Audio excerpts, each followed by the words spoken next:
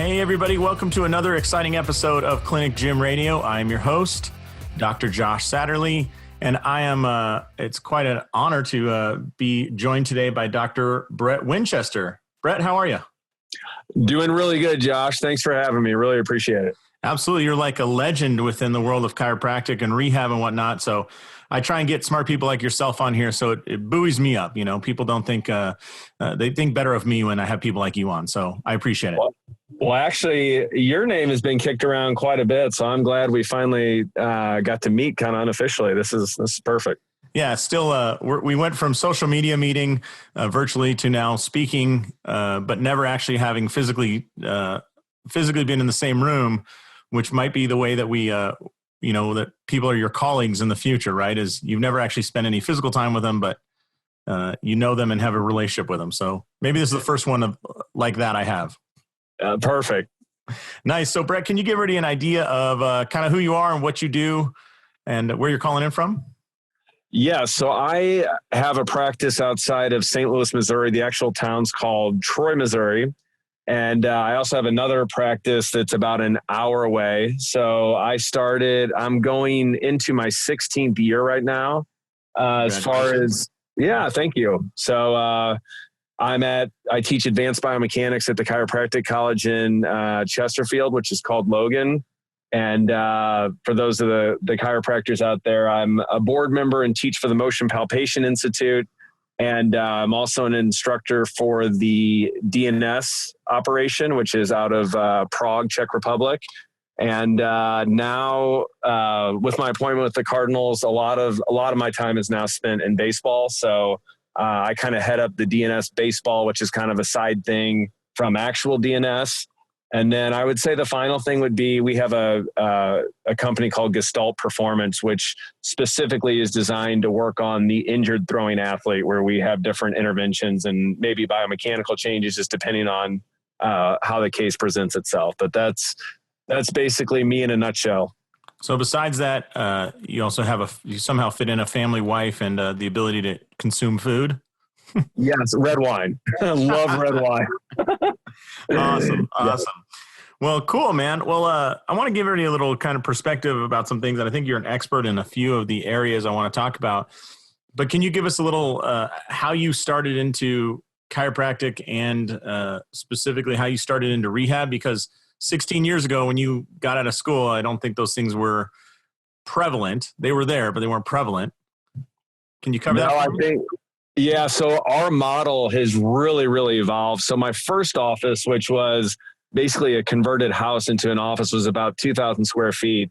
And I think I just kind of ran into the same problem that I'm sure a lot of your listeners run into, where you just kind of run out of space. And then the next part of it is you just understand there's this other aspect of treatment, which would be training in a good environment that is really important for the patient. And it's just hard to find if you outsource it. So you get to that epiphany moment where you're like, how do I plug this into my own operation? And we started small, and I told my trainer, she's just been unbelievable. I said, if you can make it happen in this space, then I promise you at some point we'll make a move and you'll have, we'll get you the space that you need. And she did that and then some. So that's kind of how that evolved. In our office, we kind of have what we believe 3 pillars to a successful practice, which is we have the training side of it, we have a functional medicine component of it, and then we have the treatment side of it, which is what the chiropractors take care of. So that's kind of our overall operation, if I had to sum it up. As far as how it's transitioned, for me, it's all transitioned relatively slowly, I guess. But now that I see the training part of it is such an important part of it, and I think it just fits perfectly for people who are, kind of wanting to make that jump. So, yeah. And I mean, I tell people all the time, but it's almost required for a lot of your patients too, right? I'm going to guess your performance baseball players, you would never allow them not to have any training, right? I mean, that would be almost like malpractice in that sense.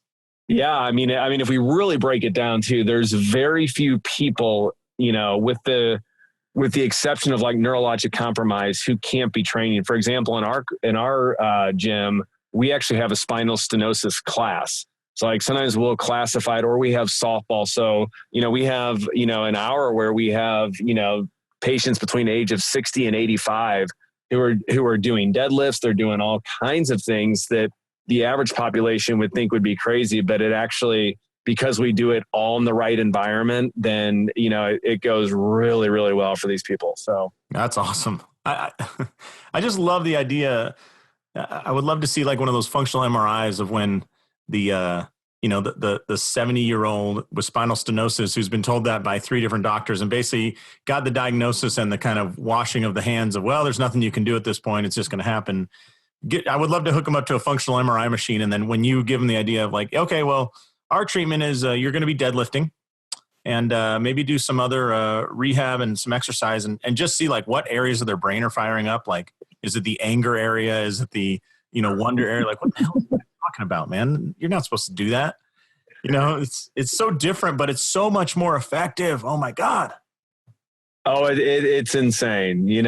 So many of these people just need to move their bodies, and we need to not have their diagnoses just, keep them literally in prison. And it's just shocking. I mean, even like in the MDT or McKinsey world, their instructors will tell you that you actually end up extending, 20 to 30% of these patients that you thought you had to, stay away from extension. So they actually centralize with extension. And here, going through school, everyone's taught, oh, we can't extend them. And honestly, like in our assessment, we got to move the patient, we got to see. But, so yeah, it's exactly right. A lot of our patients just need to move their bodies. Yeah, So. I have a strange situation in the fact my wife's a DAC bar, right? And I had this patient one time, and I come home and the dude's got AS, ankylosing spondylitis, right? And like see it on the X-ray, and I ask her, what do you think? And she's like, it's over. Like, I mean, you're not going to move that spine very much. And I was like, well, why not try? Like let's just try. And the guy was coming in for shoulder complaints, right? Like he said, anytime I reach overhead, I get this pinching pain in the front of my shoulder. My right's worse than my left, blah, blah, blah. Mildly kyphotic, not mega kyphotic, but, and anyways, I was like, well, let me just, for lack of a better term, let me just beat on him for a while and then teach him some rehab and see what we can do. And sure enough, he never got to, I would say never got to thoracic extension, but we got enough change, even if it wasn't bony change, to get rid of his shoulder pain. And when I discussed it later with my wife, the mistake I made was trying to prove the fact that I was right to do it. I'm glad you learned that one early on. Yeah. So after I woke up on the couch after a couple nights, I was like, well, I didn't really win this, but the same thing is her training said like, those are bony changes, leave it alone. It's never going to happen. And my thought is, well, maybe there are bony changes, but let's look at this from, this is a whole organic being. This isn't just a spine that, operates. So I got some change with that. And I also changed my argument tactics too. So that was definitely a learning experience for multiple facets. We call that a double down. That's a win-win right there for you. Yeah, there was a little loss at the front end, but yeah, you're right. I did win. Yeah. Yeah. So let me ask you this, Brett. I know that you're talking about training and whatnot, and I'm always encouraging people to add that to their repertoire. But what are the best parts of having the training in your facility? Like, what do you think the best aspects of that are that you would encourage people to add a gym, or maybe a gym is too much of a leap for people, but at least a training space within their office? What do you think the advantages are that it brings? The number one word that comes to mind would be control. Like I said, like when you farm something out or people are doing stuff outside of the roof of your practice, it's just harder to control all the different variables that go on. So that way, if they train at my place, I know they're going to be training in a safe environment. I can get a constant update on how they're doing. In practice, I mean, one of the best things is to keep, contact with your patients. So maybe they're not even on the doctor's schedule, but we still have a way to communicate with them. And I think it also just establishes you as an expert. I mean, as we move forward in Western medicine, I think the patients are wanting services like this. They're wanting functional medicine. They're wanting, to be treated by, kind of a forward-thinking chiropractor. But so I think like it's perfectly in the wheelhouse right now for for people to do this, because actually people are looking for that. And then they're not necessarily wanting to train in a Gold's Gym or, and there's nothing wrong with that. But, our experience has been like, they love coming to the office, and we actually kind of create a tribe for them, and they're proud to be a part of it. They compete with one another. And, we actually don't want to do one-on-ones. We want to do like group training. That way there's some inner competition built into the training sessions. And again, they feel like they're part of something, and they literally all become friends, and it's kind of like a really cool thing, really. You just, you just made about 8 points that I've tried to make in the past with people. Like, there is no loss here, do it in a group setting. Cause one of the things I love, I always tell people, is like, people always complain about patients. Oh yeah, they're not doing their home exercise plan, and they're not doing their rehab. As soon as you show a healthy 42-year-old male some move that he can't perform, and then you were able to point across the gym floor at the 72-year-old female who's deadlifting 150 pounds, and you go, she can do it. Like, you no longer have a compliance issue. No, exactly. And that's like what's really interesting. And like our clients, like it's like a marriage for life. I mean, can you divorce? Yes. But I mean, until proven otherwise, it's not like they're signing up for it's just like, you're here to train. I mean, this is a part of who you are. This, like, there doesn't have to be an endpoint, is what I'm saying, Yeah.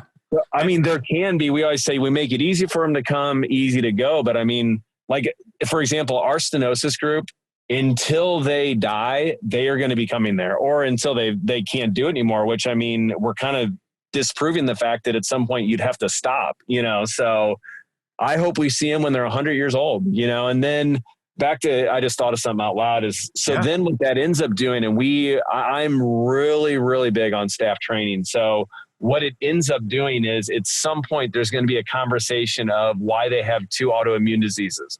So then they get funneled into functional medicine, or like, so I really work hard on trying to like have people understand like the different referrals that can be made within our office.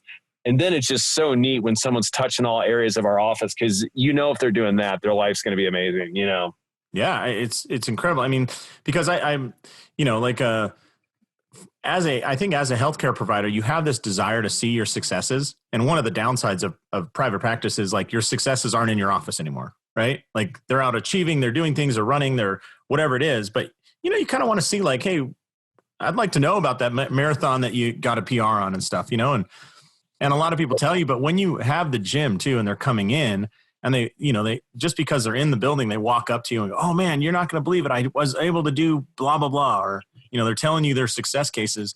Holy smokes, does it make practicing that much easier? And are you that much more motivated to go learn the next level of CEUs? Like, how can I magnify that effect I just got? Yeah. So like what you just said is so amazingly true. And then the opposite, or so early on in my career, the story I always tell on how I practice how I do now is because I actually ran into all my failures at Walmart or Walgreens, because my practice is actually in a small town. And, so what all your listeners who are chiropractors, because we all kind of think alike, what ends up happening early on in your career is you completely undertreat your patients. So let's say you treated Bob 3 times and you just, thought you totally pooped glitter on the case and everything was perfect. And then you end up seeing Bob at Walmart 3 months later, and you're getting ready to go kind of fluff your feathers, and you're getting excited for him to, tell you how wonderful you are. But then he says, oh man, after I saw you, things just went to hell. I had surgery. I did whatever it was. We've all been there. And so what ends up happening is then, like we said, you probably didn't restore function. So like what the gym does is it allows you to continue the process of restoring their function back to, everyday life. So, if someone's had a problem for 20 years and you see them twice and they're 100% better, the chances of them relapsing are actually relatively high, so whether or not they come back. The chance of them relapsing is higher than them not relapsing at that point, right? Exactly. And whether or not they'll come back and see you is probably determined by how good your personality is, because really what they want to say is, well, shit, that didn't help me. Screw that. I'm not going to do that. But so this way you keep them in the funnel, in the loop. And then on top of that, especially, here's the other thing, to answer your original question was how we all work together. If I know Betty has a stiff thoracic spine or a stiff hip, something I'm working on, I can just tell the trainer that piece of information. And then during active rest or whatever, they can have a specific program that's tailored to them, which you're never going to find that in a gym, So like there's this inside information that I can just walk, one building over and talk to them and be like, this is what we got to be careful of. And you're just not going to get that if you farm it out or outsource it. Yeah, I love that. Yeah. I'll tell you a nightmare case along those lines of the control. We had a young female 16, 17-year-old golfer who we were worried she had torn her TFCC. And this is early on. And I started my gym for the same exact reasons. Like we were referring to tons of personal trainers and just getting these people that were back where we started with them, and the patient who I truly care about, they hated the ping pong game of coming to me and going to the gym and coming, they hated that. So anyways, we had this young female adolescent golfer, fairly, she was going to make a D2, maybe a low level D1 program, probably get some money for college. We were worried about her TFC tearing. I said, listen, you can take a couple weeks off. It was like over Christmas break. I said, take a couple weeks off of golf and let's just do some exercise, get your body strong, work on all the things that we want to polish up. And she comes back. She says, man, my wrist is worse. I'm like, oh, well, what were you doing at the gym? She's like, oh, she names off some things that are pretty. I'm just like, why is your wrist hurting? I go, did you hit balls? No, I haven't hit for a week and a half. And then she's going into conversation and mentions, man, we had this little burner at the end where it was who could do 20 burpees the fastest? It's like, you're telling me that you were going into burpees, like loaded flexion of your wrist at a high pace at the end of the workout for somebody with a possible torn TFCC. I'm like, well, I guess there's no possibility anymore. Like it's torn. You're going to surgery.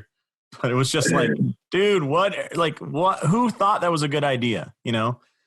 But anyways, it was just so frustrating. That was one of those moments where I'm like, all right, we're building our own. We're not doing that again.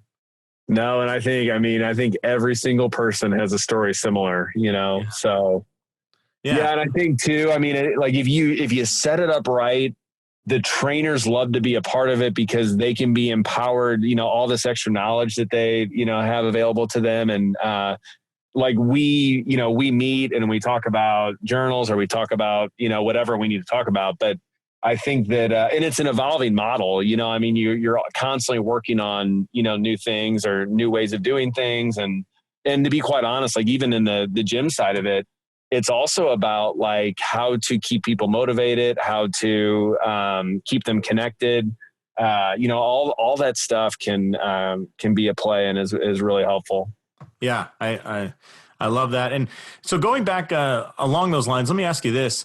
I always kind of tell our clients and the people we work with, when you train some trainers, when you truly get them up to speed on rehab and exercise and all that, and leverage them, include them in the case, what percent of, I don't know how to ask this question, what percent of your cases could go to them? So if you just got the flu for the next 3 days, what percent of your cases could be handled by them that you wouldn't have to be there for? That's it's one of those things, the first thing you want to get a little territorial. And so you'd probably say that, you would think that you would need to be there, but the reality of it is you don't. So I would say, I've never been asked this direct question. So I would say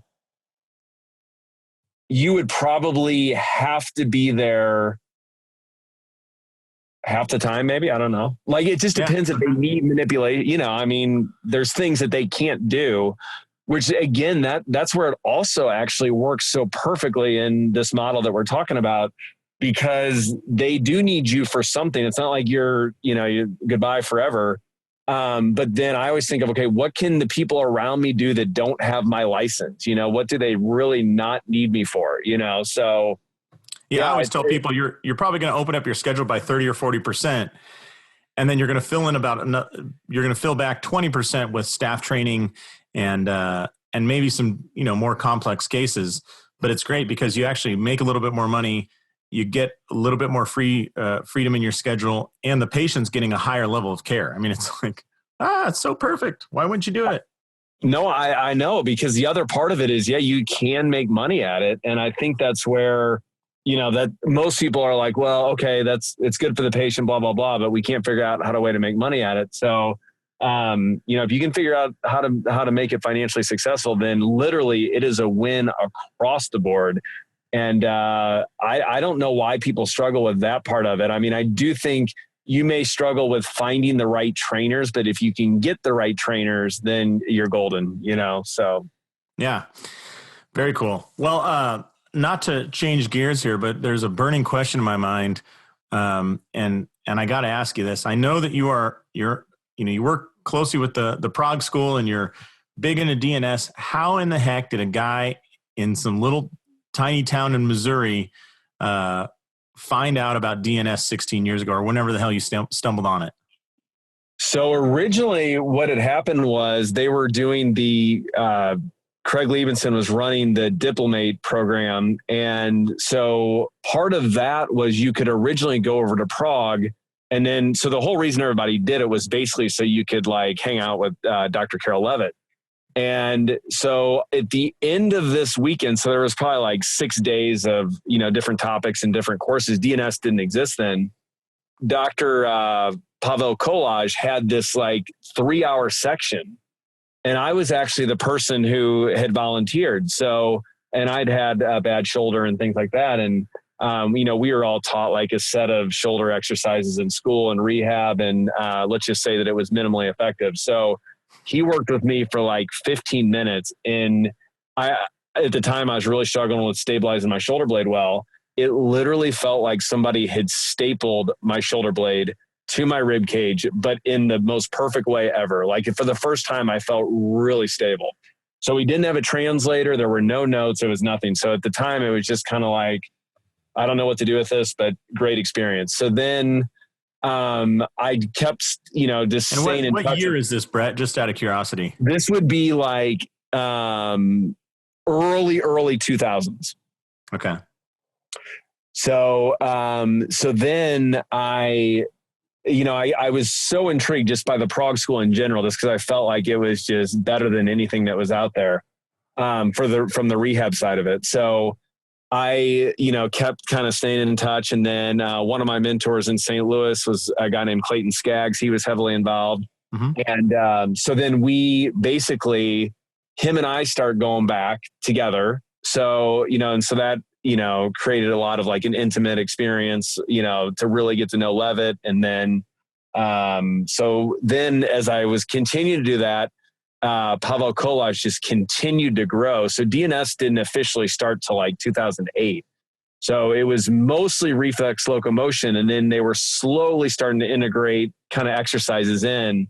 And so that's what DNS basically evolved from. And then, I mean, they've been great to me, and I've loved teaching for them. So it's all been good. I always say there's nothing in the world closer to clinical magic than DNS. I mean, it'll just blow your mind every single day. So that's kind of how I stumbled upon it. And thankfully I did, because I saw so many amazing things early on when I was over there that helped me see what was possible for the present day chiropractor.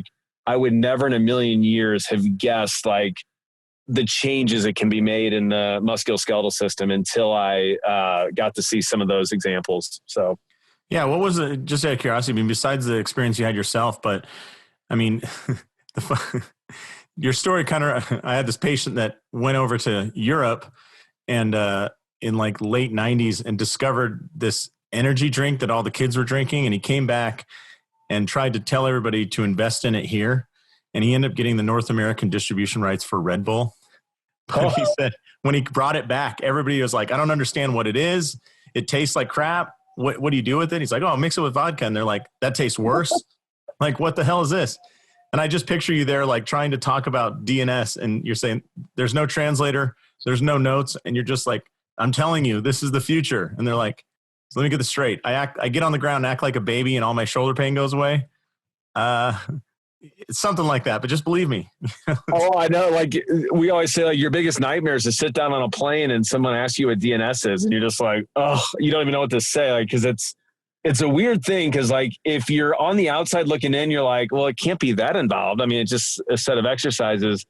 But it's like Robert Pirsig says, the guy who wrote Zen and the Art of Motorcycle Maintenance. He said it's not about breadth, it's about depth. So like within that one topic, it just goes on forever. But most people, they just don't have the stick with itness to like really dive into it, to all the different aspects of it, which is fine. I mean, you can just take the high points and the exercises, but if people are into it, I mean, it's like looking out into the ocean. It just never, it never ends. I mean, you can always be better at it. There's always different facets of it. And I honestly think the same thing about joint manipulation too, like from the MPI side of things. Everyone's like, oh, I know how to adjust. I'm like, there's 30 people in the world who really know how to adjust. I mean, there's like a different level of person who really understands how to adjust well.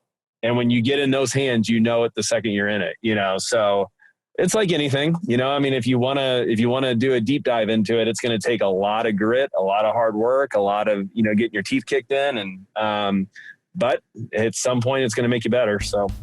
Are you a chiropractor or physical therapist working long hours, worrying about lower repayments and missing out on quality time with your family? You can double your income without working more hours by adding a gym to your practice. Clinic Gym Hybrid Solutions has a step-by-step guide that dramatically simplifies and speeds up the addition of a fitness center and its monthly recurring revenue. In just 6 months, you can be on your way to freedom. Visit clinicgymhybrid.com today for a free downloadable PDF and complimentary consultation to get you started. That's clinicgymhybrid.com. Well, what was it like bringing back, the skill set? Like what were the first couple cases where you're like, this stuff's legit? Not just in my experience in Prague, but, back when you got back to Missouri. Go ahead. Yeah. So DNS has evolved so much in the teaching of it. So, like when we always joke, like when we would get back, we'd be like, you think you have something figured out over there. And then you get back with your patient on Monday and you're like, what in the hell? Nothing just happened. Like what am I doing? But now the notes are so much better for one thing. And I think too, the instruction has gotten a lot better. Mm-hmm. So it is really, it's much easier to apply. It's not like an algorithm, which people get frustrated with, so if you're going to go into it, you gotta kind of understand that side of it. It's not so black and white. It's a lot of gray. It's a lot about quality of movement, not scoring it from a 0 to 3, basically, So, I would say when I got back, just like everyone, I completely sucked at it, and I just, forced myself to continue to work with it. And, really, really understood how the baby moved. That was like my first step, is to really just watch videos of babies moving. And that's what kind of trained my eye from the developmental kinesiology standpoint. And then, a little bit of time and hard work, and here we are. Which, by the way, early on, I'm sure that it's a good thing you were never arrested for a crime, because, they pull up your YouTube account like, well, he has been watching 84 straight hours of baby crawling videos. And he did go to, Europe. Something's not right about this guy. We just can't figure it out. We call that a red flag. Yeah, exactly. My gut instinct says this guy's bad news. Yeah. Well, everyone always jokes about that. And actually, though, in Europe, it's so much laid back. Like, they would just send notes over with babies without clothes on, things like that, and think nothing of it. And then, the Americans are like, oh, we gotta be sure we have that covered up, or we have to, so I think it's just like a cultural difference there, I remember watching 60 Minutes one time with this guy from Doctors Without Borders talking about how they cure malnutrition in Africa, and they drop these bags. It's called Plumpy Nut. It's like fortified peanut butter, basically, but hot, cold, it doesn't matter. Like, it's perfect. You'd throw it out of an airplane, it's still good. And the interviewer goes, what do you do about kids with peanut allergies? And the doctor laughs, and he's like, these kids don't have any allergies except to malnutrition itself. Well, we laugh too. Like I remember when I first started going over to Prague, everything was done in this particular hospital. And at lunchtime, all the doctors were in white coats drinking beers, Yes. So, so what's the first thing American does? They judge But like, it's the Americans that will be like fall over drunk at night, but the first to judge somebody because they might have a drink earlier in the day. Whereas they're not going to get fall down drunk, but just because you had a beer at lunch, they would judge you. You know, it's just so funny, the stereotypes, you know. So yeah, I've been in the hospital a bunch with my parents. Both fortunately had pretty aggressive cancers, and there are a lot of doctors I'd like to sit them down and go, hey, drink this beer and just chill out for about 10 minutes. All right. I want to talk to you like a human being. Drink some prune juice and loosen up a little bit, as we like to say. Exactly. Awesome. Well, so getting back to actually talking about clinical stuff here for a second. What have you found in these in your experience of training? Like you said, you're big into staff training and offering training on at your facility, but what skill sets, if you could kind of give everybody some tips, what skill sets do you think it's a good idea to train your rehab staff or your training staff in that you've learned along the way? Are there some things that kind of people overlook or maybe think, oh, there's no way they can handle that, it's too high level, when in fact they excel at it? No, I mean, for me, no matter what branch of our office you're dealing with, to me, it's all about customer service. So like what I really work on them with is it's just a really good way to like think about it. I say, so if you're working the front office at my office, if you were the best in the world at that particular activity, tell me what that would look like. And so then it forces them to think like, okay, so what if I was actually, and maybe they are, if I'm the best in the world at this activity, what am I going to do? And maybe more importantly, what am I not going to do? So like in the training side of things, I would just say like some no-brainers are not being late, not looking at your cell phone, being present with whoever you're with, making corrective changes. We actually say, you know, we're not afraid of them putting their hands on the patient to be sure they have the right position. Mm-hmm. Basically, they need to be engaged. I mean, I think that's probably the biggest mistake that I would say that, you know, you would see around. So like if you've ever been to a gym and you look around and you can see the person who's exercising is not excited, the trainer's not excited. I mean, that's just a death knell for training. So it's learned helplessness, right? You go to McDonald's and it's like, I'm going to order a burger and I know it's not going to look like the menu, and you know you're not going to make me what's on the menu, and we're both going to be mildly disappointed about our lives here. And it's like, yep. Yeah. And I think celebrating successes. So, I mean, if your 80-year-old patient deadlifted 135 pounds today, like really going out of your way to, you know, point that out, or maybe even throw it out on social media, and, you know, just, you know, when people do good things, giving them the right recognition for doing those things, I think is another really, I think that's actually huge. Yeah, that's definitely one marketing aspect too that the gym has that the clinic doesn't have it as much of, those daily successes that you see. You know, oh, Brett here did, you know, his first time he's ever done 5 pull-ups in a row, and Nancy here, she broke 100 pounds with her squat. You know, like those opportunities are just rampant, and people love when you talk about them, you know? Oh yeah. And then I would say maybe finally on that thought would be to treat everyone exactly the same. And this is like kind of the mind F I always do to myself. I don't care if I'm treating a Medicaid patient or I'm treating, you know, a professional athlete. They need to be treated exactly the same. And if you can get your mind in that space, that is when I think the world will open up to you. But so you get a hotshot trainer and thinks they know everything. They want to work with professional athletes. It's like, well, no shit. So does everybody. So, but what you got to do is, and to be quite honest, you may not want to. I mean, once you've been in it, that may not just be what you're into, you know? No, we work with some pros, and everybody wants to work with really nice, grateful pros. There is nobody on the face of the earth that wants to work with the entitled, I'm going to use the term a-hole, but I wish I had something with about 1,000 times more punch than that, because we've had some of those entitled people that come in and it's just like, dude, I have no desire to treat you, and I really have no desire to see your career continue. I got to be honest with you. Right. Yeah, exactly. So with them, I would just be like, I'll tell you what, you show me that you're the best with these group of 15-year-old baseball players, and then, you know, we'll see where we're at, you know, but like, And I mean, it's the same across any profession. I mean, everybody just, especially like the new millennial generation, I mean, everyone just wants to get out of school and this is what I want. And this is the amount of money I want to make. And like the time of the apprenticeship is like gone away. It's like, what happened to hanging out with someone for 2 years and learning your craft a little bit? And even if you made a little bit less money, you know, but like, unfortunately, it's hard to get people to realize that. They're still out there though.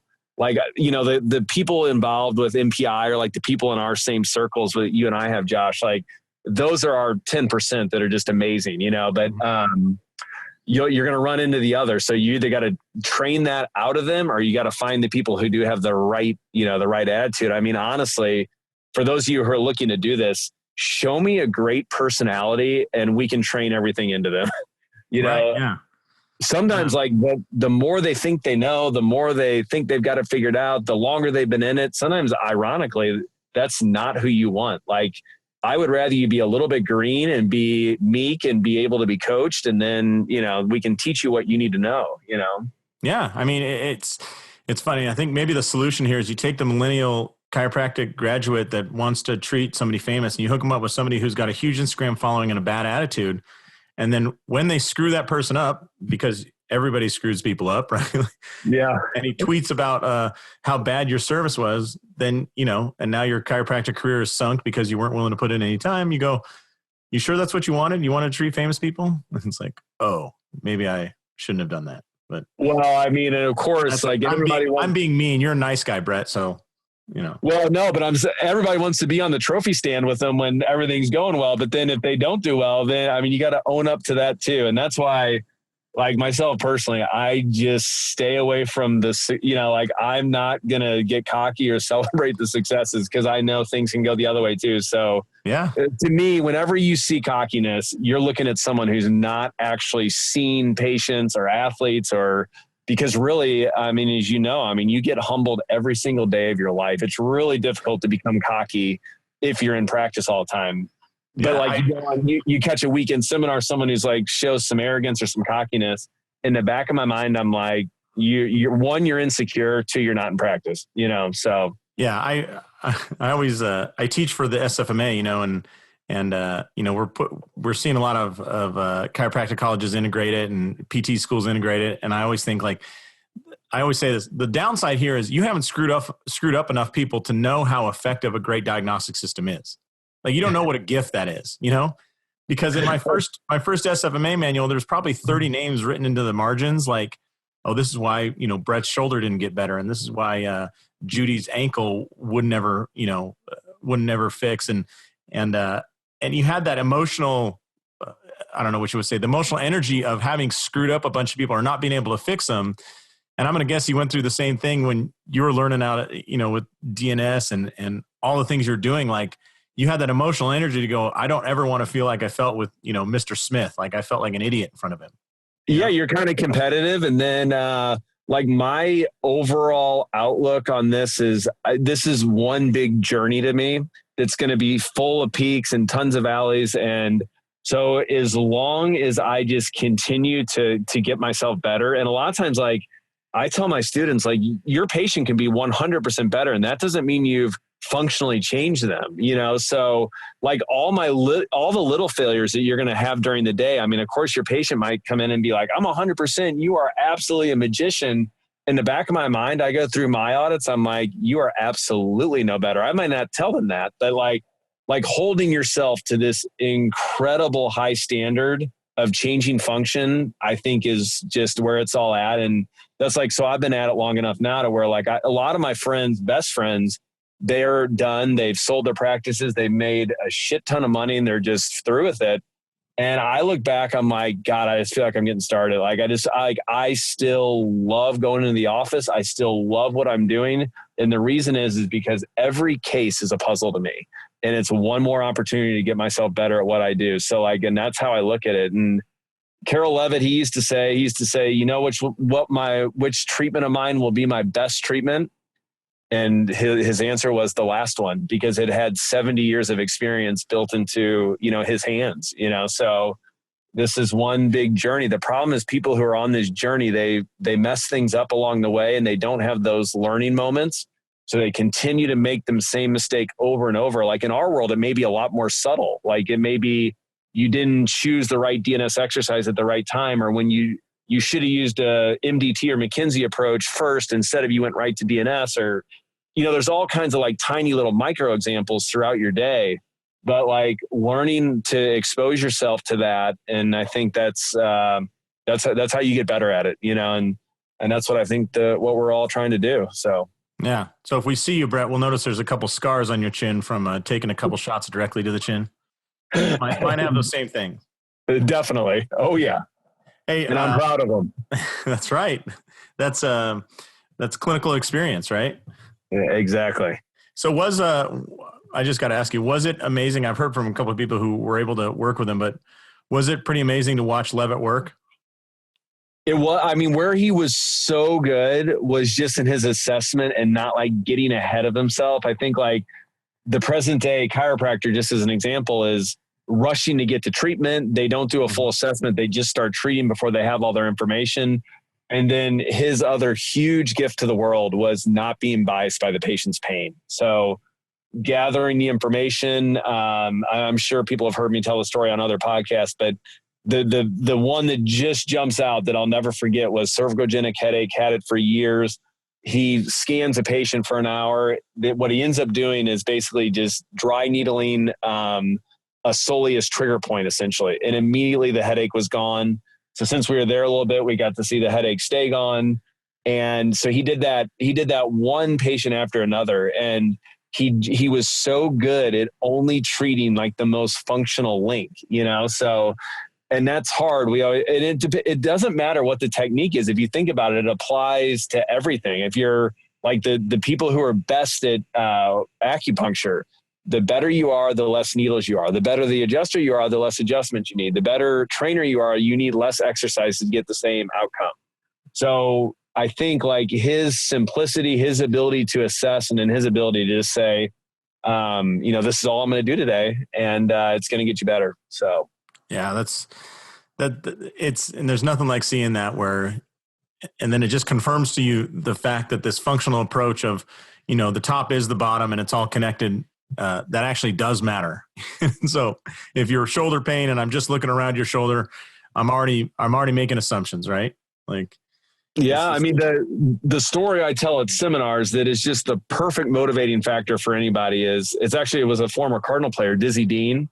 Mm-hmm. And it was the All-Star game. So he takes a ground ball off his big toe on his glove side hand. So the closest foot to home plate.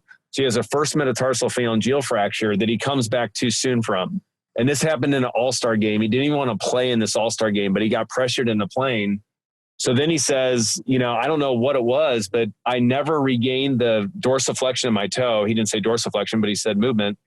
And he could never get his arm in the same slot after that, ends up destroying his shoulder 6 months later. So never pitched again, or tried to keep coming back and just never could be as effective. And you can search it online. He says, I don't know what the connection was, but I didn't have the motion in my toe and I could never get my arm in the same slot again. And you hear this from people. So, every articulation, every receptor in your muscles, every receptor in your skin, it all has to do with, how well you can, or what your functional capacity is. So our job as chiropractors is doing a really good job of assessment to make sure we have freely movable joints, that the skin receptors are working well, that we have the right muscle tone and the right muscle output, and then the right integration of Aristotle's 5 senses. So, eyesight, smell, sound. All of this can be affected with treatment, which is pretty damn exciting.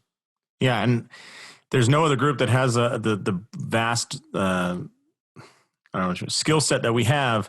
And the other side of the coin, PTs they're getting close to having access to the same skill set, although the depth is not there because they haven't been at it as long. But the other thing that, chiropractors, sometimes I hear these people saying, well, I'm a chiropractor. And I think, dude, there are so many doors open, and the coolest part is the freedom to get to choose those doors, and yeah, exactly. Look at what you did. You went from a small town in the Midwest all the way to Prague to learn how to rehab people. And it's like, and that was back, 14 years ago, maybe more than that. Like the freedom is there to do functional medicine, dry needling in a lot of places, whatever you want to do. And because of that, man, what other profession in healthcare offers you that flexibility? And we're at a price point too, where you can go cash if you want, or you can take insurance. If you're an orthopedic surgeon, you can't switch to cash model. Nobody will be able to afford you. It's the best. It's the best profession going. And it's interesting because now, like if I ask my students, they're in try 8 or try 9, most of them, I would say 80% of the room is going to be $200,000 in debt. But I mean, like if you were $1 million in debt, I wouldn't get, like, it's still worth it because you're, like you said, I mean, just like in my world. So my functional medicine lady, who I think is just the best around and world class at it, she is a chiropractor. A guy that we ended up hiring with the Cardinals, who he was one of my students at Logan, went on to WashU PT school. So he has the most extensive background ever. He just wanted to train people. Well, he did such a great job. He got hired by the Cardinals. I mean, he's just the biggest stud ever. So, like you said, I mean, there's so many different, it's like the Wild Wild West, but in a good way, Yeah, it's great. And you just got to be good. You can pay off all the debt if you're excellent. Like that's the thing. Well, I guess there are people that pay it off by doing the flying 7 every time, but like that's for, I think that's a small-minded game, and you have a much bigger skill set you can use and expand on than that. But I'm trying to say that as nice as I can, Brett. No, there's crooks. Like, so if my students are like, if your first question is how much money am I going to make, or like how many patient visits are you seeing, like your mind's already in the wrong spot. I'm not saying, like, I see my patients a lot. So I mean, like, to change function, you have to. So, but I mean, like, if that's where your mind's going, you're in the wrong profession, or you're going to burn out, or, it's just not going to go great for you, But if you go into work every day thinking, how am I going to get myself better at my craft? Then I think that's the way it's got to be if you're going to enjoy success. So of course we know financial success is just part of it. But I mean, to me, I'm like, if you're world-class at what you do, you deserve financial success. I mean? So they go hand in hand. Unfortunately, though, in our profession, a lot of times people just talk about like, oh, I saw this amount of patients or whatever. I always tell my students, you just be great at what you do, and I bet you'll find that there's going to be a pile of money at the end of it. Nice. Well, do you have any last tips? We got to wrap this up. Do you have any last tips for people that are looking, for the people listening to this podcast, they're a chiropractor, maybe they're probably pretty successful at chiropractic. I'm trying to convince them to add a gym to their clinic. Any last words of inspiration or advice you have? It's a no-brainer.